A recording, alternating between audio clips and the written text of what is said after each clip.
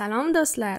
Hech o'ylab ko'rganmisiz? Barmoqlaringiz qanday atalishini va ularni ingliz tilida to'g'ri talaffuz qilishni? Keling, barmoqlarimizni birgalikda o'rganamiz.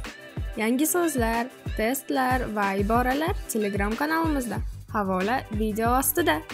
Birinchi navbatda eng kichigi bu little finger, kichik barmoq. Ba'zan uni pinky deb ham atashadi. Keyingisi ring finger, uzuk barmoq. Bu odatda odamlar uzuk yoki sohalik taqadigan barmoq. O'rtada esa middle finger, o'rta barmoq. Bu barmoqni boshqalarga ko'rsatmaslikka harakat qiling, chunki bu nojoiz bo'lishi mumkin. Keyin esa index finger, ko'rsatkich barmoq. Ehtimol siz nimalarnidir ko'rsatishda yoki telefon ekranini bosishda aynan shu barmoqdan foydalanasiz. Va nihoyat eng oxirgisi, lekin eng muhimlardan biri bosh barmoq. Bu sizning qo'lingizdagi haqiqiy super qahramon. Like belgisini ko'rsatishda aynan shu barmoq ishlatiladi. Davom etamiz.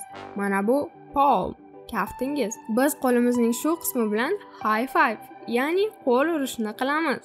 Va nihoyat qo'lingizni bilagingizga bog'lab turadigan qism bu wrist, bilak deyiladi. Agar sizga bu foydali bo'lsa, albatta videoga bosh barmog'ingiz bilan like bosing va yanada qiziqarli ingliz tili darslari uchun obuna bo'lishni unutmang.